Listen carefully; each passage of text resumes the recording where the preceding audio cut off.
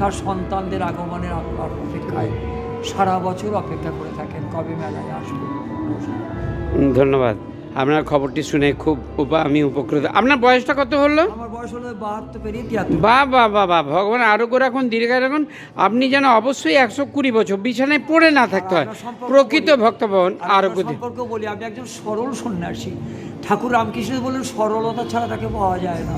তাই আপনি আপনার সান্নিধ্যে এসে আমি দেখতে পেয়েছি যে আপনি সরল সন্ন্যাসী। আপনি একটা বিমল প্রেম আপনার মধ্যে আমি লক্ষ্য করি। ভালো থাকুন, আপনার সন্ন্যাস জীবন আর অনেক অনেক উন্নত হোক। হ্যাঁ, জয় হোক। আপনাকে প্রণাম জানি সন্ন্যাসী।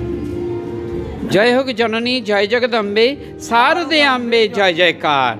স্বামী বিবেকানন্দ মহারাজ বলতেন, জয় গদাধর জয় গোপাল, জয় গদাধর জয় গোপাল, জয় গদাধর জয় গোপাল, জয় গদাধর জয় গোপাল। ধন্যবাদ।